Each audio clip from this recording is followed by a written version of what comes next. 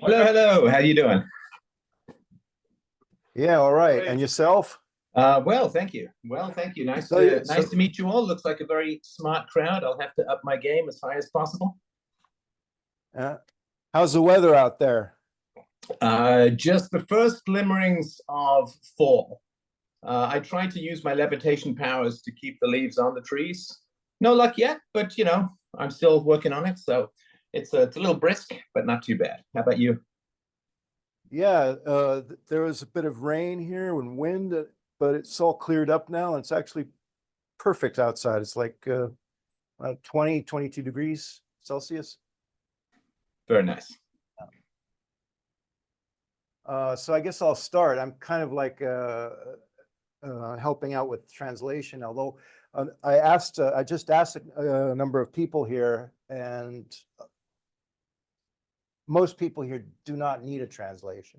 So we'll just kind of like um, maybe go over the finer points if there's a problem. Question I have immediately, after watching this, is I didn't see any captions of the people that you talk to. And a lot of people that are not insiders don't know these people. So maybe you could explain who these people are, the ones that you uh, had quotes from multiple times, not the people on the street, obviously. Yeah, yeah. Who are these people, and where are they now? What's happening with them? Yeah, I mean, it's not great. Martin Lee, of course, was the guy who wrote the Constitution of Hong Kong, as the phrase goes, a gentleman and a scholar, and a very honorable and reasonable man who put all of these ideas and arguments about transition and so on across in the late 90s, of course, handover of Hong Kong from the UK to China. And as the old saying goes, I think it was an ancient Roman general who said to philosophers, "Why are you quoting words to men with swords?" And whether reason, the pen, or the sword and the fist hold sway, I mean, last I'd heard he'd been arrested, and free speech is definitely being crippled in Hong Kong as the collectivism and the greed and the resentment flows over in the sort of communist mind virus. So yeah, they're not doing very well. The fellow Parminder, who I did the television show with, he got ousted over the not because directly of his conversation with me, but he got ousted from his TV show and is doing other things. And so, like, it's a sort of snapshot of time when I think some good ideas or powerful ideas came together, and people got hit by the hammer blow of censorship and greed, resentment and coercion, and that constellation is got just blown apart. Yeah. Another thing is I mentioned to a British friend of mine that I'd be watching this film, and he brought up an interesting point that the protesters have been manipulated also by outside forces, like Soros, USAID, alphabet soup agencies in the US. What can you tell us about that? What is your take on that? Well, I've done a number of documentaries. The two that moved me the most were, of course, the Hong Kong documentary and a documentary I did in Poland for their anniversary, where, gosh, I mean, in the West and particularly in Canada, I've spent my entire adult life battling communism and battling socialism and battling this greed and resentment and ferocity of people who they look at anybody who has more and they say, well, he only has more because he stole from me and he's an evil guy and we got to steal it back. And to be in Hong Kong where people really got it, the risks, the dangers, the 100 million people that communism slaughtered in the 20th century alone, they get the stakes. And of course, it was the same thing in Poland, where people were marching in pride at their culture and their religion and their history. And Poland, of course, was one of the few places, as was the case with Hong Kong, where I could have meetups with people, I could have conversations with people, and without violence, without threats, without bomb threats, death threats. So those two places were just very powerful for me. And I think certainly with regards to, I mean, are they propagandized? I mean, everybody is to some degree, but I would say that they have a clearer view of the dangers of this incredibly toxic and murderous ideology. It puts organized crime to shame, because when this kind of ideology gets a hold, as you guys know from the Holodomor and from the Gulag Archipelago and all of these slaughters, the lives of hundreds of millions of people lie in the balance as to how well and effectively we can counter this mind poison. Because, you know, there's always this thing in the West in particular where they say, oh, your beliefs are going to lead to real world harm. Boy, you know, this is so dangerous. You have these ideas, these arguments, and what if people somehow misconstrue what you're saying and they're violent? And it's like, but communism is 100 million. That's 2.5 World War IIs, like 100 million people murdered, not even counting the people tortured and separated and who had to flee and incarcerated unjustly for decades and so on. Like, the amount of human misery is beyond calculation, absolutely beyond calculation. And yet, you know, I put out a particular argument and there's like, who could lead to real world harm? So, you know, they do get it, because, of course, a lot of them, and I talked to some of them in the documentary, a lot of people still have family in China. A lot of people, like the fellow that I talked to on the street who had escaped as a child from communist China, they know what the stakes are. And it is, of course, incredibly frustrating to see that it looks like humanity might have to learn this lesson once more, which is, if you allow resentment and rage and the demons of our darker natures to take you over, it's like the devil always offers you something for free and then takes your soul. And communism will always offer you something for free and then take your soul, and often quite literally your life itself. They'll say, oh, that guy with all the land, yeah, he cheated and stole from you and he exploited you, and we'll take his land and we'll give it to you. Oh, look, we got something for free. And I don't know why it is that people seem to need to keep to learn this lesson. You get something for free, it's not for free. It's usually at the point of a gun to someone else. You get something for free, you won't enjoy it, it won't do you any good, and it will destroy your entire society. And we can see this happening in the West as a whole. We had the money printing, the welfare state, the warfare state, massive national debts. Everybody's been voting for lots of free stuff. And now it's being turned against the people, and awful, appalling, terrible things are happening because the price of what you consider to be free always gets extracted. And this is, of course, what Satan does, or offers you something for free, and you think it's going to be great. It turns into absolute crap, and you're miserable, and there's no turning back. You know, it's the old thing saying about communism, you can vote your way in, but you're going to have to shoot your way out if you're lucky. So, yeah, I certainly I understand that there's propaganda, you know, looking around the room. I mean, just white males, for whatever particular reason, whether it's culture or history or philosophy or some peculiar alchemy of the mind, we as white males tend to be the most pro-free speech. We tend to be the most individualistic of the cultures, and we tend to be the most skeptical of collectivism and central planning and so on. So we're just in the way. And this is why you see all of this fomented hatred against, in particular, white males. And we are just that which stands between, you know, the demons of collectivism and the prey that they seek. And therefore, we are the most opposed as a whole. So, yeah, I mean, I think there certainly is a lot of propaganda for sure. But there are not all propaganda is equal, right? I mean, there are people who get really enthusiastic about property rights and free speech and individualism and so on. Maybe they've been propagandized into it, but it's still the right recipe, so to speak. And so I would rather have a doctor who didn't know what he was doing give me the right medicine than a doctor who didn't know what he was doing get me killed. So, yeah, I think there's propaganda on both sides, but the property rights, self-ownership, individualism, universal morality, these are all philosophically defensible in a way that the demonic nature of communism is not.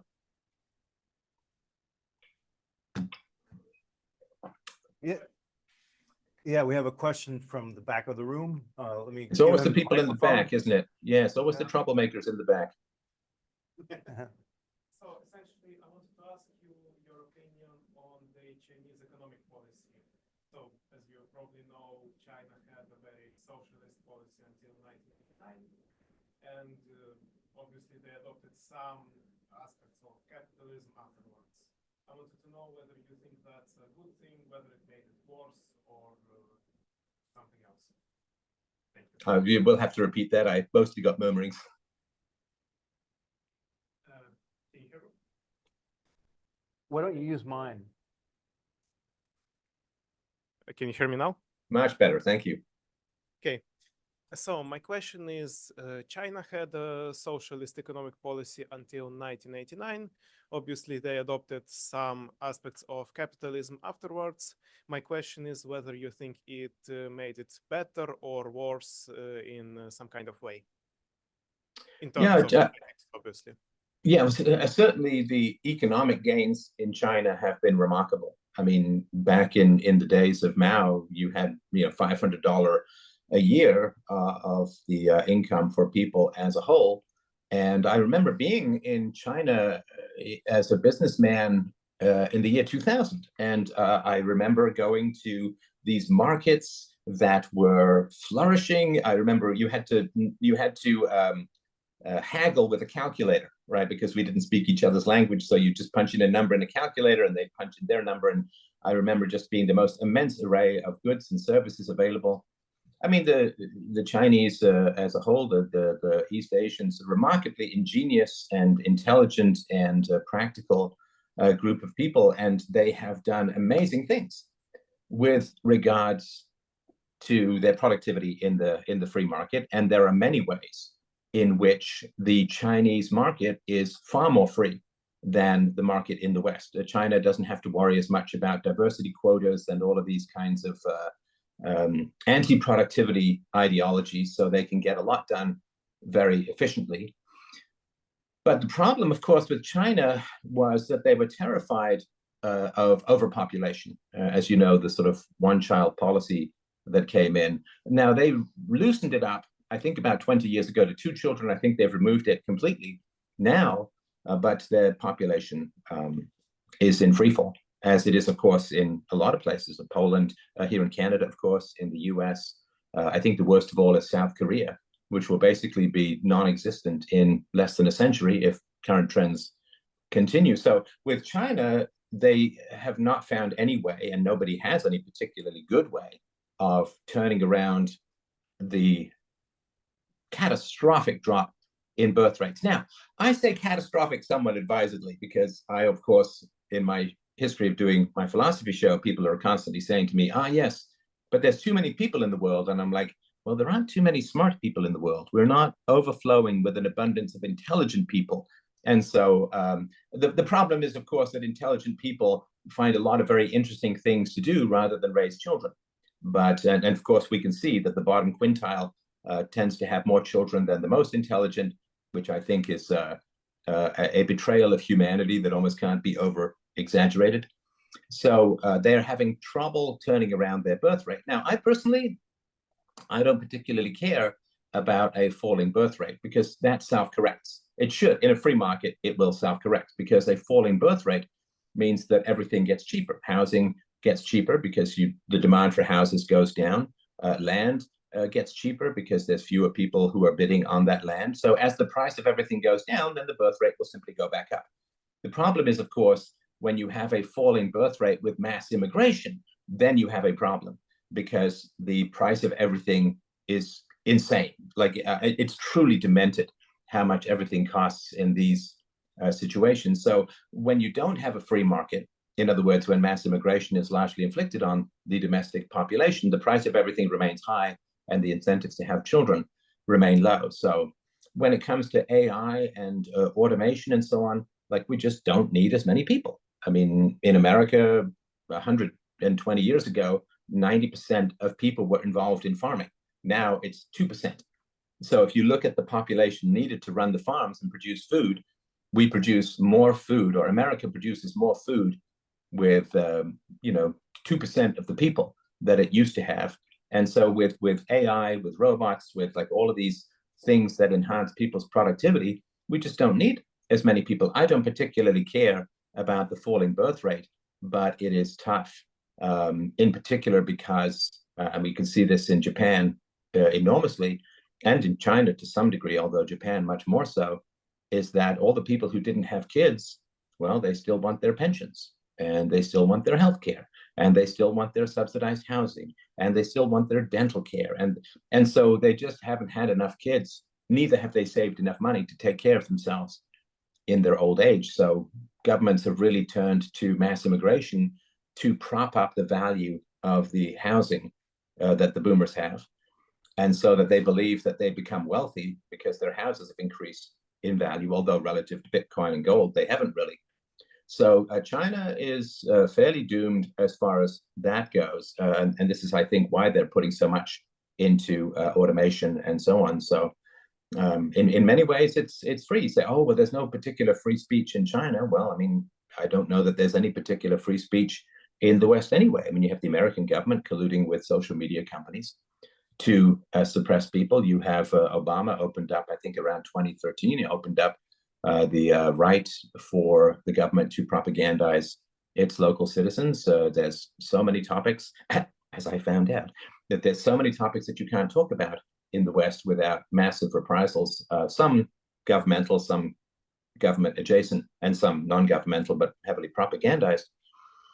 So although the government is called communist and so on, in many ways, there is significant aspects of the free market that are available in China that aren't particularly available in the West. And yeah, there's things you can't talk about in China, but there's also things you can't practically talk about. Because, you know, there's the rights you have in theory, and then there's the rights you have in practice. And although in America, you know, there's a First Amendment which guarantees the right of free speech, it tends to get circumvented in many different ways, including like from the softer aspects of deplatforming to, you know, the media whipping up a frenzy against you so that people attack your public speech venues, to all kinds of problems that people have. Even though you, quote, have the legal right, your practical rights are heavily circumscribed. So, and I think that the rest of the world is learning from the examples of the West, that if you let the woke stuff go completely crazy, which generally comes in through government schools, then that is the result. So we are, you know, like that uncle who just smokes and eats too badly and never exercises and then coughs out his lungs at the age of 60. It's like, oh, let's not do that. And I think that other people or other cultures are learning from the rather tragic example, which of course Eastern Europe is also learning from, with regards to what's happening in Western Europe as well. So I hope that's somewhat of an answer to the question. It was a fairly broad. Excuse me, so you can see me. First of all, thank you for your work. That was a great insight into the history of protests of Hong Kong. What caught my mind was how you stressed that protests being peaceful and everything like that. And coming from the Eastern Europe, as you mentioned, I've been watching those. There was a lot of protests. There were a lot of protests which were peaceful, especially probably you've seen the situation in Belarus, where the protests, like immense amount of people went into the streets to protest the government. They've been so moral, so peaceful, not harming anyone, and so many stories like that. And I've seen that none of them worked actually. And do you have any takeaway from this story? Do you still believe that the protest, that it's so important, so protests should be peaceful? And so I hope I just explained the question good. No, it is the very big question of how change is enacted. So there has been an example of a peaceful protest here in Canada that did some enormous good, which was the truckers' convoy protest against the restrictions of supposedly constitutionally guaranteed civil liberties in Canada. And the trucker protest was, I mean, the Emergencies Act was invoked, and people lost their bank accounts, and there was a lot of what I would consider not ideal legal responses. However, the COVID mandates collapsed. very quickly after that. There is a significant show of non-compliance that can be quite important. The question is, of course, does it reverse things or does it just slow them down? And that is something for history to look at. Of course, some change has been violent throughout human history. Of course, the establishment of America was the result of a brutal uprising by British subjects against the British crown, and of course, exceedingly violent and a lot of repression. And, you know, some of the founding fathers had to go hide in the woods for a year or two just to make it through alive. A lot of them were martyred and killed. And there was, of course, a lot of musket fire and cannon fire to gain liberties.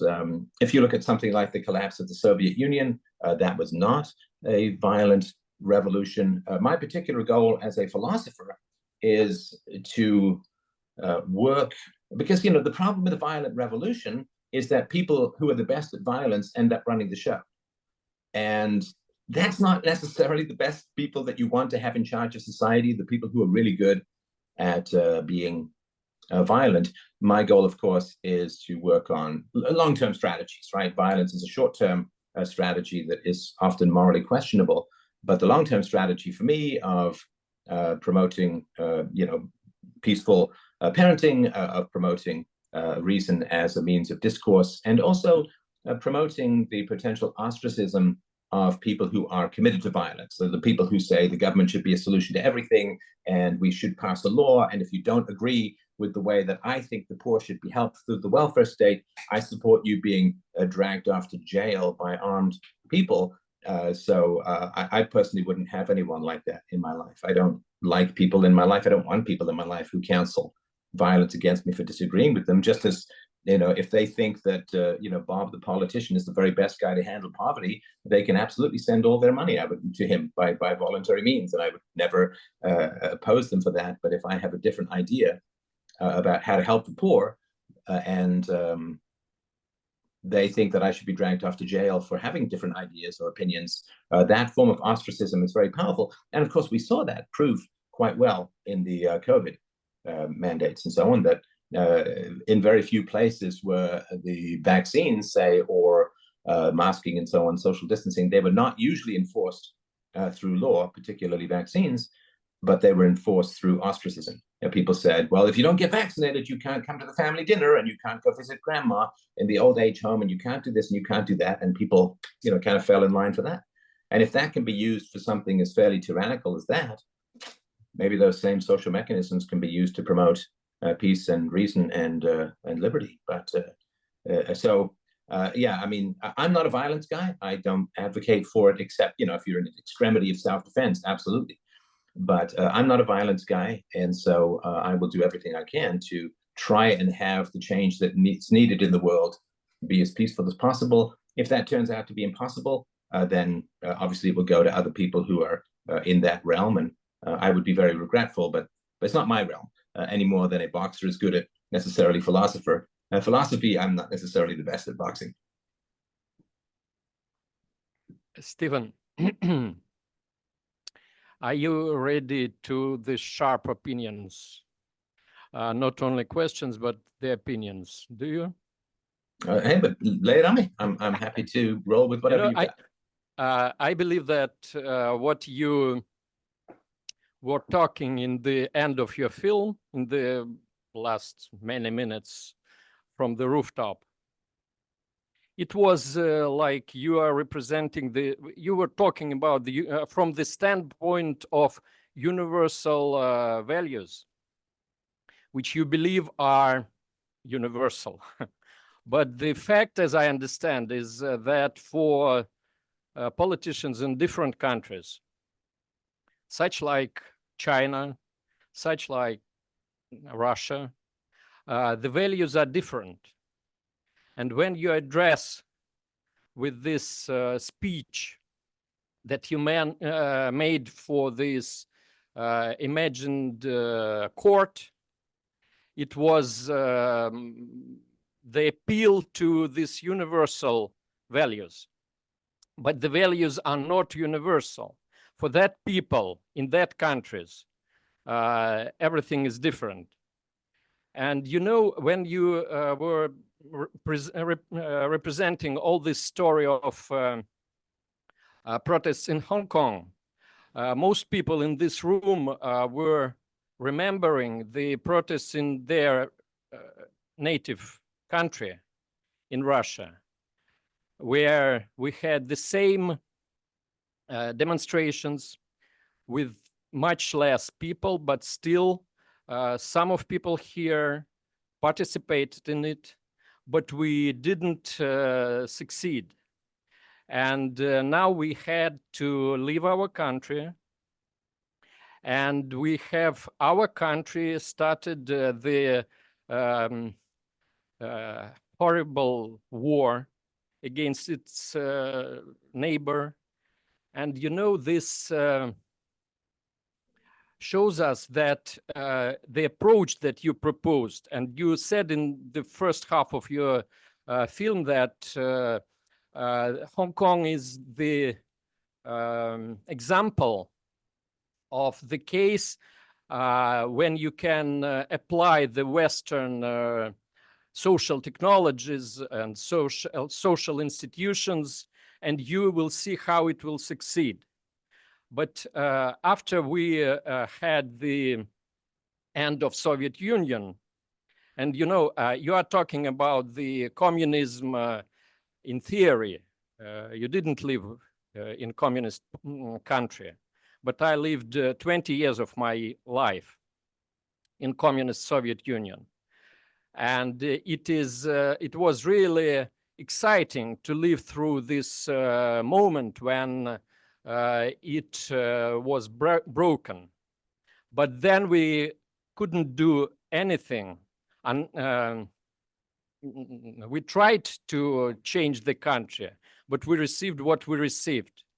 And I think that the problem is that you in the West, the Western thinkers, both from right and left, you believe that there are universal values, and you apply this approach to the whole world.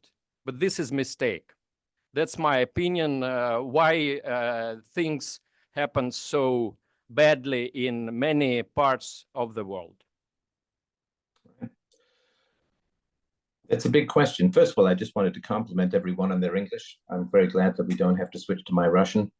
I did have a roommate in college who taught me one phrase in Russian. I can't remember it now, but it was, bring me a beer, my friend will pay. That was the only word, the phrase that he learned. So I appreciate that, because I'm terrible at foreign languages. So the question of universal values is a huge one. So you're absolutely right, of course, and it's almost a truism to say that many people believe different things. That's fine. Many people are bad at math. That doesn't mean that math is not objective. Many people are bad at science. Many people reject the scientific method and would rather cut open a goat to figure out the truth about the universe and tea leaves and mysticism and all kinds of foolish things. So the fact that people reject universal truths does not invalidate those universal truths. It just means that people are wrong. You know, there are some people, I'm sure there's, you know, probably not in this room, but there are some people who believe that the world is banana shaped. Actually, just hands up if you, no, I don't think anyone here would do the earth is banana shaped. Oh, there's one. Okay, good, excellent. You should curve your hand when you do that, like a banana. There you go, beautiful. There's your screenshot.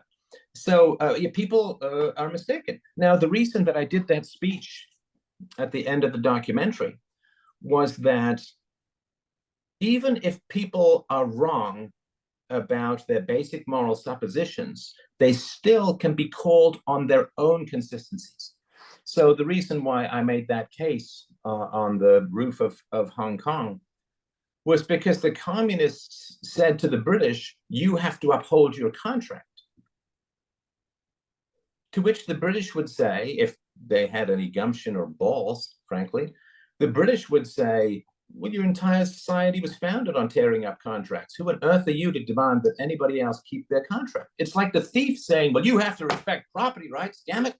It's like, but everything you have is stolen. Why on earth would you claim that anybody else should respect property rights when you got everything you got by stealing? It's as silly as the man saying to his wife, Yes, sorry, you wanted to say? Sorry, yes, you believe that they stole this property, but they don't believe that. They believe that this property was stolen from people some time ago. So this is your problem, because you put your estimation on the facts, but they perceive these facts differently. They believe that they took this property from people who stole it before. I absolutely understand that. And then you would say, is the forcible transfer of property theft? Now, they say, of course, that all the hands who have touched the land are the ones who actually own the land, right? That all the people who work on the land are the ones who own the land. The capitalists stole it from them, and we're stealing it back, right? To which the British would say, well, the people in Hong Kong have worked that land and they own those properties, they built those buildings. So even by your own communist logic, they are the workers there and they should get to keep their land. Now, of course, I understand the communists say everyone who's accumulated any capital is a thief. To which you would say, okay, so anybody who takes property away from the control of the workers is a thief. In which case we would say that the communist governments all around the world have taken property out of control of the workers and centralized it in the government, in which case it's far worse than capitalism, because at least the workers have a chance to be capitalists and can move into management, but you can't go and become the head of the Communist Party if you're an average worker. So we would simply, it's a judo style. Is it perfect? No, but what it does is it reduces the legitimacy of the belief. So I did a debate with a number of communists some years ago, and in the debate, they said, well, we're for the working class and so on. And they also cheered on my deplatforming from various social media platforms and so on. And I said, I won't swear here, but I said, you're the worst effing communists I've ever heard of, because you are literally siding with multinational giant corporations against me, a working class guy who got his way to the top of the intellectual field. So you're siding with the corporations against a working class guy. And what that does is it means that they're not interested in anything but power, right? Because I'm anti-communist, they support multinational corporations harming my sort of homesteaded property rights with regards to my various channels on social media. So it simply means that they're not interested in the working class. They're interested in power. And to delegitimize the ideology is very important. So the communists say, we don't believe in property rights. It's like, well, then why are you as communists exercising property rights over the capital that you've seized, right? So you basically say that private ownership of property is bad, but public stealing and control through coercion of property is good, right? So they don't eliminate property rights by having the government seize the means of production. They centralize it even more than private corporations could, because if 3 private corporations have a producing oil, they're in competition with each other. Therefore, there's some goal for efficiency and to be productive. But of course, if you have the government that seizes all of the oil production, they have no interest in being productive. They have no interest in serving the needs of the workers. So they can't say centralized control of the means of production is bad because they have centralized control of the means of production. Now, this doesn't wave a wand and move one bullet or one gun or one law or politician, but what it does is it delegitimizes the moral aspect of the argument. And if people see it as a naked grab for power, they are more skeptical of that. Whereas if they see it as the just redistribution of resources from the poor workers to the noble government, I mean, that's what gets people, is the moral argument. If you can deflate the moral argument, right? And if they say, well, but the capitalists stole the means of production, it's like, so now you're stealing the means of production. Well, we represent the workers. Well, no, you don't. The workers didn't choose you. It was a violent overthrow of the prior government. And you've torn up all the contracts that the workers had with the capitalists. And you've torn up all the contracts that the workers had with each other about their plots of land and so on. So you are perfectly willing to seize the means of production away from the workers, because the workers had more influence in a capitalist society than they ever did in a communist society, because the capitalists can't put them in gulags and can't, kill them or starve them. and the capitalists can't draft them in a war. They don't have that power. So it's simply a way of saying that the communists, of course, don't care one bit about who controls the means of production. They just want to grab control of social resources in order to impose their will, get stuff for free, and dominate and brutalize people. So, yeah, go ahead. We know very well what communists do, and we know what this kind of regimes do, and they just shift the facts, and they do propaganda which doesn't deal with truth. And you are trying to resonate, to make arguments, but you don't have to make arguments with the bandit. And my final words will be just give more weapons to Ukraine. That's what you can do now. And all of American politicians would better do this. This is my personal opinion and opinion of many Russians. Thank you. So, and listen, I completely agree with you that there's no reasoning with a man committed to violence. You can't reason with a man committed to violence. You can either flee the situation or you can use coercion in self-defense. Perfectly legitimate. But the man who's committed to violence only gains power as a whole if people believe that he's not just a violent, predatory dictator. Right? So if he can infuse his lust for power and violence with a moral glow, then, you know, like I'm not just seizing the means of production because I'm a power-hungry sociopath who wants to murder people. But if he's like, well, I'm taking it back on behalf of the poor workers that have been exploited. So people, like, I guess morality is the lubrication for this kind of machinery. And if you take out the lubrication, the machinery will often grind to a halt. And so when I debate communists, what is that? You know, was it a Finnish sniper who said, who shot all the Soviets, communists, and he said, well, gosh, how did you feel about shooting so many human beings? He's like, I didn't shoot human beings, I shot communists. And so you don't reason with the people dedicated to violence, but what you're trying to do, at least for me, is you're trying to get the audience to that debate. Like I would never debate a communist in private. But if it's a public debate, what I'm aiming to do is to peel the mask of benevolence off the communist and show the communist as the raw seeker of brutal coercive power over others. And that has people less tempted. You know, the devil usually appears as something kind of nice and sweet. And if you rip the mask off and people see like the smoky eyes, the horns, they smell the sulfur, they will recoil as best they can. I think it's the only chance to do it outside of violence, which I said is not my specialty, unless we're playing Fortnite. Anyway, that's a different story. Thank you. And I wonder if you know if there any practical way helping people in Hong Kong, and specifically, is there a way to invite some of those freedom fighters here in Montenegro or the Free State of New Hampshire, or are they already locked in China for good? So I want to make sure I understand how to help people who are fighting particularly for freedom. Yeah, it looks like they're kind of losing at least short term, and they're in dangerous situation. Can we bring them to our places with more libertarian-minded societies? Yeah, I mean, so I don't want to give you guys a whole resume here, but before I did sort of this 20 years of the philosophy show that I've been doing, I was involved in the software field. I did coding and I was director of marketing.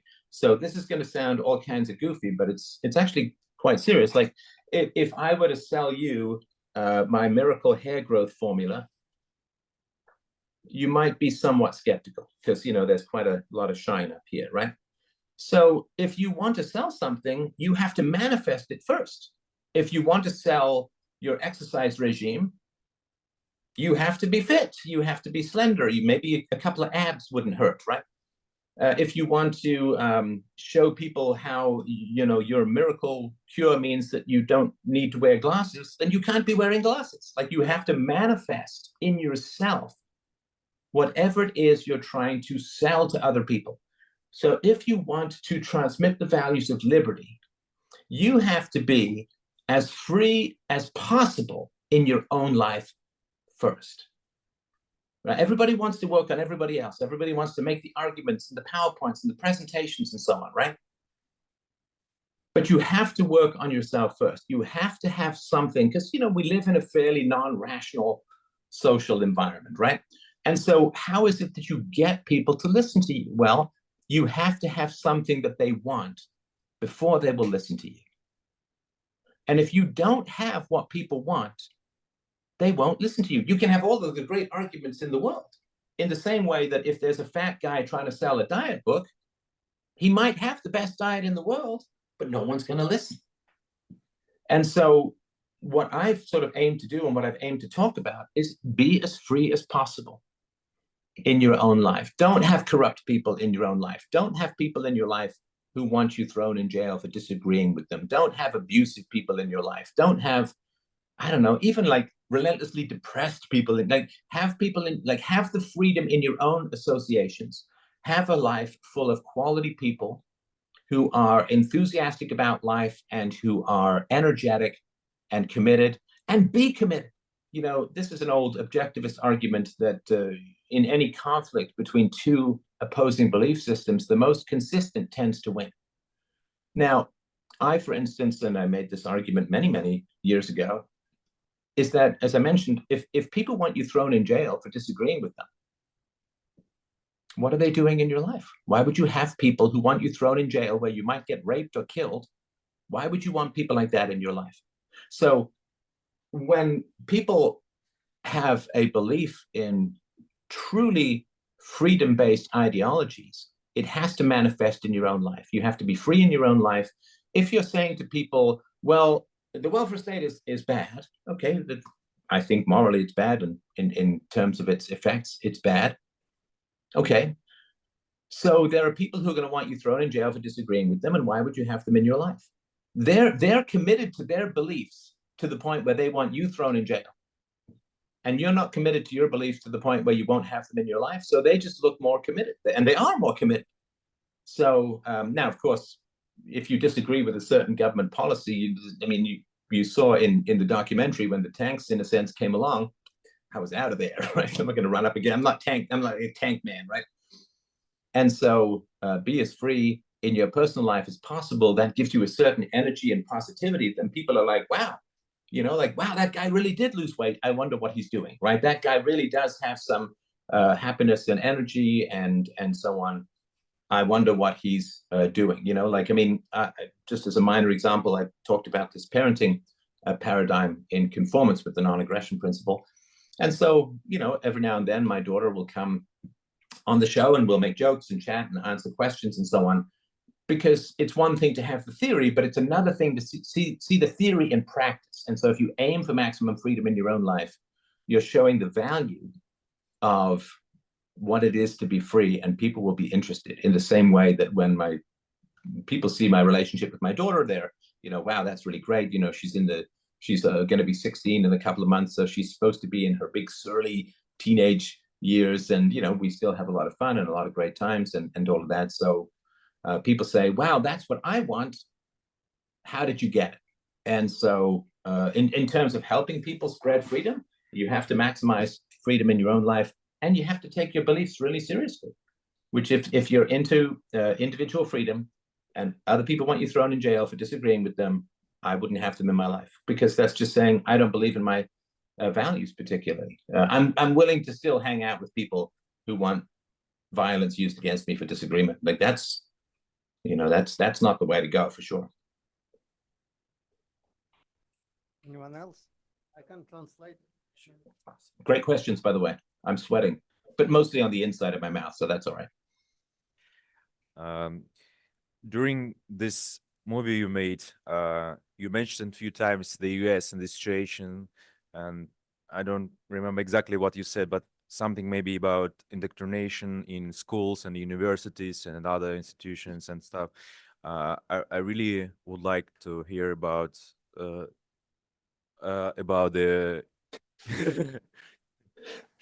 yeah, that's fine, I think. And I really would like to hear from you what your thoughts about the US and the situation in the US, because I think globally in the world, this is probably the most important country, since it was the example for most of the nations, which actually incentivized many people into changing their lives completely, moving to the US. For example, so many people from Russia who ran away from the totalitarian regimes, they manifested, so they've been so successful on the US soil thanks to the institutions and stuff. And sometimes it's painful to see the situation and the events going on in the US. And so then it feels more and more that we have nowhere else to run away from the totalitarian governments and stuff. And the situation is changing to the worse. And this is my opinion. And I would really like to hear your opinion on that. It would be really interesting insight from the knowledgeable person like you are. Yeah, I mean, it was Chile for a little while, I suppose, America for a while, maybe now it's Argentina and Milei. I mean, the thing is that when the totalitarian noose begins to choke off free countries, a massive demand is created for the most intelligent, creative, and able people to find a haven. And a country, and again, it could be any number of countries that are in the offing, a country will open that up and will give haven as a whole, because intelligent, productive, creative people are such a lifeblood of the economy that we become very valuable commodities, and countries will be in competition. So I genuinely believe that a place will open up. Hopefully it won't be Mars, because that's a long way to go, but a place will open up for people to be free as a whole, and whatever we can do to encourage that is, I think, a very positive aspect. Sorry, there was the first part of your question, if you could just give me a sentence on that again. It slipped my mind. I wanted you to elaborate or express your feeling on the political situation in the US. Oh, the education. Yeah, education. Right. Yeah, so one of the most corrupting powers in the known universe is the universal education of children, or miseducation of children. There is no human being who can handle the power of having a giant lever to change the minds, the evolving and developing minds of children. It is too great a power, because children are defenseless. I mean, we adults, we can be skeptical, we can go to alternate sources, we can learn about history, we can, say bullshit every time a politician opens his mouth. But children can't do that. Children they imprint upon the ideas that are put in front of them, which is why every bad ideology in the known universe wants to imprint itself on children before they reach the age of critical reason and skepticism. So unfortunately, America was doomed in the mid to late 19th century when the government took over education. Because once the government is taking over education, then all the people with the worst ideas, they bypass debate with critical thinkers, and they go straight to the indoctrination of children. There's no escape from that. And the moment that you give the government the power to indoctrinate children, you create an incredibly fertile petri dish for bad ideas to replicate through imprinting on helpless and dependent children. And it's actually interesting, because one of the things that happened, it was a sort of an unexpected side benefit of the COVID disasters, was that parents had children who had to stay home, and parents got to see all of the crazy, crazy, crazy stuff that was being inflicted on their children. And parents were kind of horrified. The kids are on Zoom, I guess, or they're hearing the people are like, wait, they're what?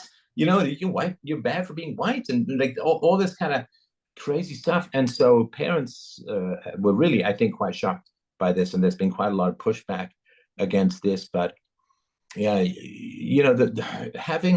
this is one of the reasons why education always needs to be decentralized, because parents are going to put their own perspectives on their children. They're going to put their own religions, they're going to put their own ideologies perhaps on their children, but then there's going to be competition for these different ideologies and philosophies and approaches to life in adulthood. But when you have a way to stamp on the tender and developing minds of children the craziest stuff known to man, the craziest people will always want to do that. And they will, again, they'll sidestep and stay away from adults, and they will always be drawn towards indoctrinating children. So there's only a certain amount that we can do while the government is still controlling education, because, you know, they're making crazy people far quicker than we can make them sane. It's this conveyor belt, you know, constantly coming off the government school system. It's this conveyor belt of people who are fairly mentally shattered and, you know, in the Yuri Bezmenov, demoralized, right? They're demoralized, you know, and repairing all of those people is it's easier to break things than fix them, as we all know, right? You can break a Ming vase just by doing this, but to make one is very complicated, and you'd need a time machine, I think, at this point. So once we understand that giving government the power to indoctrinate children will automatically make the worst ideologies be the most aggressive in getting access to children, and the children are helpless in the face of that. I mean, this is one of the things that Trump wants to get rid of, the Department of Education. It was actually originally called the Department of Public Education until DOPE became recognized as not the best piece of marketing. But he wants to get rid of that because if the states are allowed to experiment with educational approaches, there's some level of competition for excellence. Whereas if there's just one central curriculum that everyone has to follow, it is a giant magnet for the worst thinkers known to man to get in and push that ideology or whatever crazy stuff they have going on, which is why communism tends to flourish in the least in the least free educational systems. Recently, I read a book by Frank Hodorov, which is the name is The Root of Evil: Taxes, and he bragged about it a lot. Basically, the whole book is about the 16th Amendment and the right the government took to actually to tax everyone in the state. And he says that was actually the starting point for the whole situation with the government actually taking control. Complete control when they been able actually to finance whatever they want, the enforcement, the educational system, and so on and so forth. And after that, they just been growing in power. So maybe, maybe when you're putting out during some opposition rallies or something like that, you know they're controlling the educational system and stuff like that. It's maybe Hodorov was right, and the root of the evil is the 16th Amendment. Maybe you can revert that and restore the order or something. I don't know, freedom. Well, I mean, in terms of practical consequences, yes, but the government took over education a generation or two before income tax came in, for the most part. And so, I mean, in the income tax in general in the West came in to be able to extend the First World War so that more white Christians could kill each other. So the problem is, if you say, or if people as a whole say, the government is really by far the best way to educate our tender and helpless little children, right? The government, that's absolutely great. I mean, what else are you going to say that the government is not good at? Are you going to say, well, the government is hugely responsible and wonderful and moral and ethical and great with the minds of our children, but they're really bad at building roads, or they're really bad at the welfare state, or they're really bad at foreign policy, or they're really bad at money printing, or they're really bad at controlling the economy, because you've already given your children to the government. Once you've given your children to the government, what can you say that the government does that is immoral? So once you've given kids over and you've said, well, you know, if we want kids to be educated, we got to give them to the government because parents won't do it, and private schools won't do it, and people don't care. And so the government is absolutely necessary for the education of our children. What are you supposed to say after that the government is bad at? Because if the government is evil at other stuff, surely it will be evil in the education of children. So once that bridge is crossed, it's very hard to go back. And what are you going to say? Well, the government's really immoral here. It's like, but they're already educating the children. If the government is evil here, why wouldn't they be evil there? That's where evil would go first. is the education of children. So once you hand over your kids to the state, how is any parent, this is a psychological thing, right? How is any parent going to say, well, there's deep moral questions regarding the state? It's like, you already gave them your kids. You already let them shape your children's entire worldview. Are you really going to say, well, you know, I got some moral problems with this violation of the I mean, so once that bridge, and that's the bridge, after that bridge gets crossed, and in every sort of fall of empire stuff I've ever studied, it's, you know, within a couple of, 5-7 generations of the government getting control of the education of kids, well, you can't go to parents and say, well, no, you see, the government is really immoral about this, that, and the other. And they're like, but if that's true, it's sort of like if you have a babysitter who, you know, turns out to be a totally evil person, can you accept that? Like you gave your kids to the babysitter, like you're going to resist that as a whole. You say, well, but the government can do good in this because I already gave my kids over.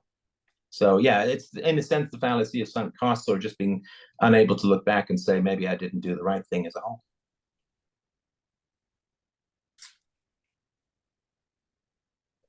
Look at that. We've answered every conceivable question. This is magnificent.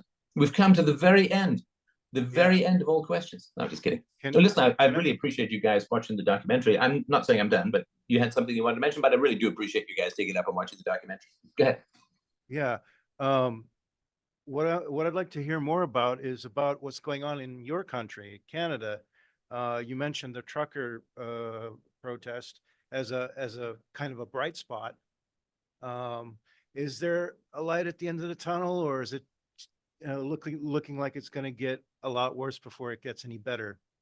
Yeah, I mean, the momentum generally is things are not getting much better. I mean, they've had a snap election recently, and the medium left, hard left coalition is showing signs of weakness, but that's really just, you know, like a infighting in a crime gang or something like that. I don't view that as any particular progress. Yeah, I mean, I think in general, you know, my goal, and I think the goal of all of us here, is to try and get people to learn by sweet reason. You know, here's the facts, here's the evidence, I can be an example, here's the data, here's, you know, the undeniable reality.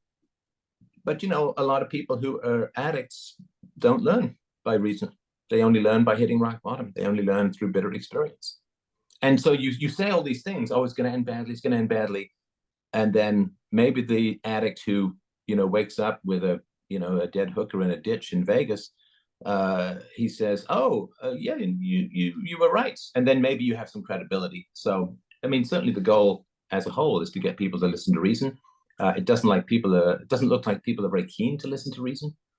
And therefore, they're just going to have to learn according to bitter experience. And, you know, I wish it were different, but, it's a free will thing. People can choose to listen to reason, or they're going to have to learn by experience.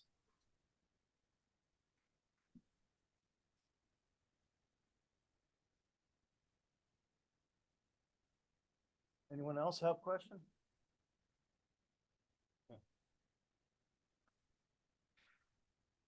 Hi, Stefan. I have another question for you. What do you think how global depopulation will affect human rights around the world in many countries? What vectors of development in different countries will be? What do you think about that? Sorry, there was something about, I didn't catch that, the population and its effects on rights. Depopulation. Depopulation. Yeah. Population decreases, and countries would have incentive to do not let people exit the country, attract them in, but not let them out. What do you think about that?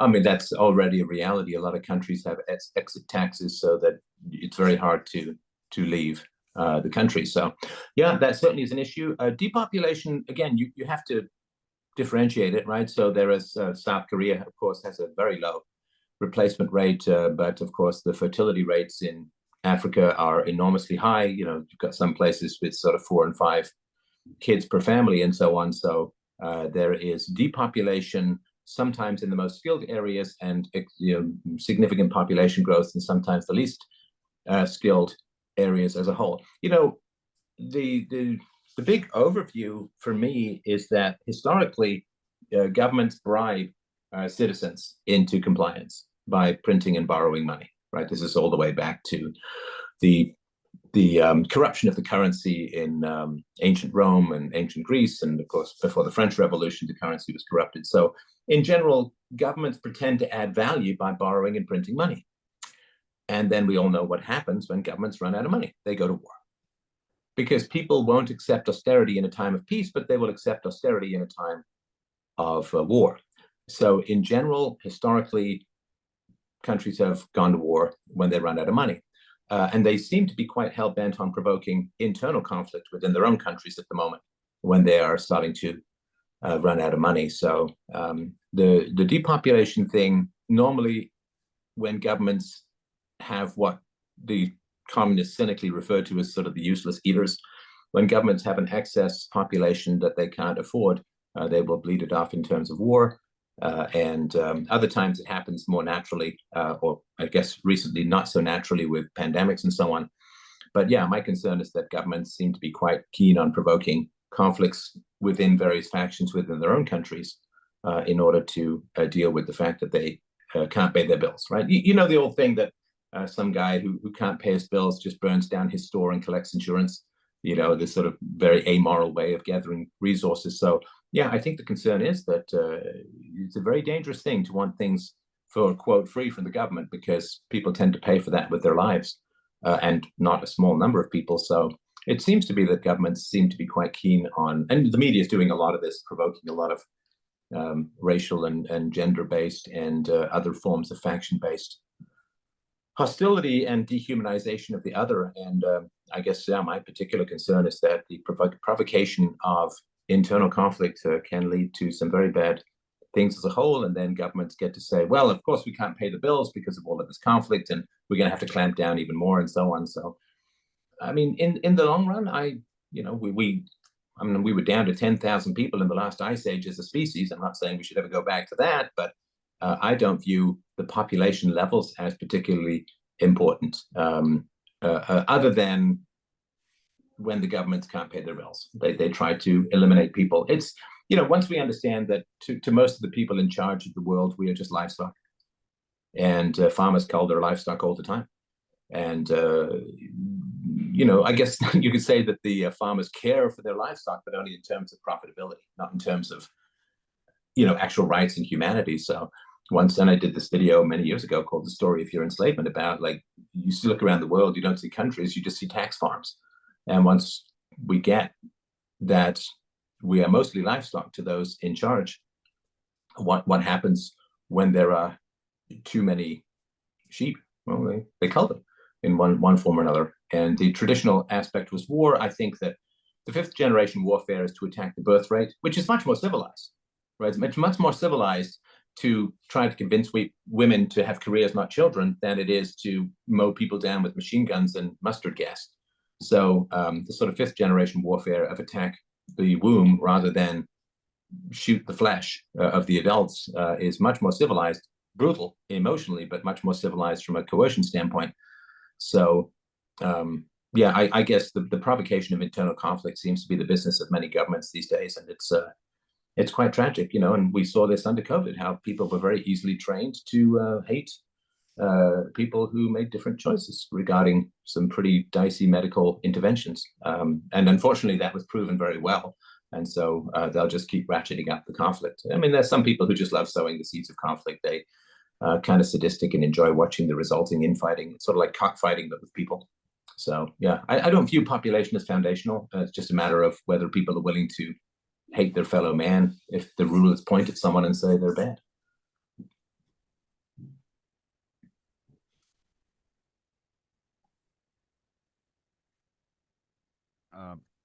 Yes, it possibly be a long question.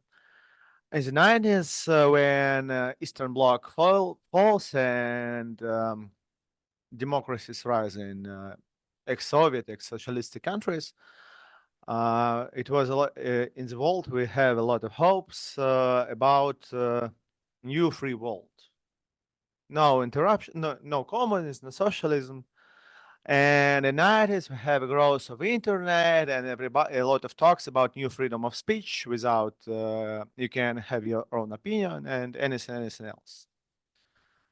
At this moment of human history, we have restoration of some regimes in Russia, for example, economical successes of authoritarian countries like China, Arabic countries, or even Singapore, which has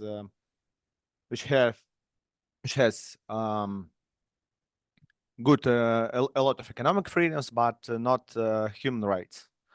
So meanwhile, in the West, we have decrease of freedom with in the for the glory of freedoms for right people, for people who loves. No, you know, you have your own little communist comeback with funny socks and cute face in your country, and also new laws against freedom of speech, like we have in Russia for 10 years. So at this point, we can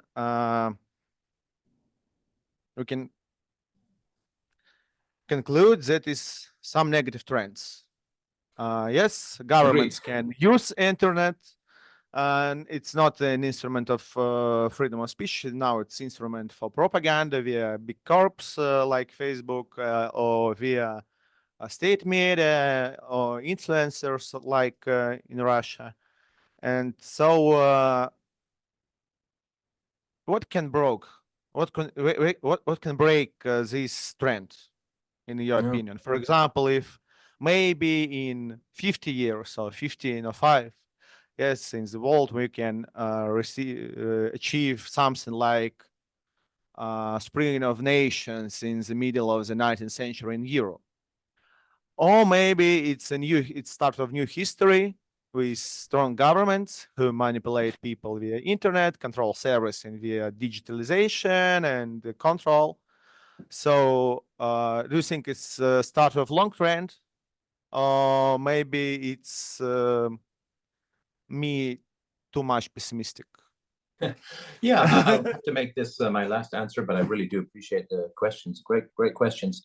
So I'm not going to give you the entirely annoying answer that I'm a free will guy, so I can't really predict the future. But I'm a free will guy. So the best we can do is make the best arguments in the most engaging way that we can, and cross our fingers that people will listen. And I don't think anyone here would be particularly historical determinists, so that it's just a bunch of dominoes. People do have free will, although not everybody exercises it, of course.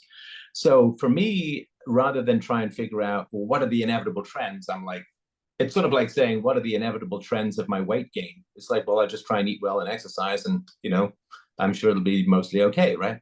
So we do our very best to be honorable, to be decent, to be honest, to be courageous, and to spread virtue as best we can. After that, really, it's out of our hands. You can say it's in God's hands. It's in people's free will, which is the mysterious alchemy of the mind. So it's out of our hands. With regards to the internet, it's huge net positive. I was incredibly fortunate to be around from 2005 when I started my show until 2016 when the deplatforming really began after, of course, Trump's election and after Brexit. So, 11 years, which was the maximum free speech that human beings have ever experienced in the world ever. And what an amazing place to be. And we still are able to have these kinds of conversations, which is a huge plus. The amazing thing about the internet is this is a permanent inoculation for this ever happening again, ever. Because when people say, well, let's try this crazy thing, there'll be 6 million videos on the internet that have been preserved in pristine quality for people saying, no, we tried that. No, we did that. That's been done before. And so the internet now is storing and recording all of the batshit crazy things that people are saying, all of the results of bad policy. It's all being shown, and it's all being recorded, and it's all perfectly going to manifest in the future, not in like old-timey Chaucer language or weird paintings from the 14th century, but like in vivid, like right there in your room, vivid detail. And it's not even going to need to be interpreted. it would be like if you had video of all the deliberations of all the world leaders that led up to the First World War. It'd be like, okay, well, we know where this goes. Let's not do this again, right? And so what I view the internet right now, like either we could save things, that's not up to me or you, it's up to the best, we do the best we can and hopefully people will listen. But what we can be sure of no matter what happens is that whatever trough we go into, this ain't gonna happen again. It's not gonna happen again because it's way too clear. The causes, the manifestations, the effects. And it'd be like somebody saying, hey, let's bring back slavery. Like that's a done debate. You don't, I mean, obviously it's manifested in different ways with taxes and so on, but people don't say, let's bring back slavery. People don't say, let's bring back Zeus and Hephaestus and Jupiter. And like, these things are done and dusted. And all of the crazy stuff that's going on, the anti-rational, immoral, corrupt, and evil stuff that's going on is perfectly recorded, I guess, like these videos, right? Perfectly recorded for all time. So people in the future, if anybody says, let's try this, they'll be like, you know, here's 10,000 hours of video, exactly why this is a bad idea and exactly how it turns out. And for that, it's worth it. If this just has to be, either this is the time that saves or it's the time that inoculates, either way, the value of the technology, I think, is beyond compare and without precedent in history. Thank you very much. Thank you very much, guys. A real pleasure to meet you, and I really do appreciate your questions are just fantastic. It's a real honor to have the conversation, and I hope we can talk again sometime. Maybe we'll see you in Montenegro sometime. That I would die to go to Eastern Europe. I had such a great time there last time, so I'm sure we'll be back. And you guys should check out the documentary on Poland. I think it was pretty good. Will do. Thanks a mil, guys. Take care.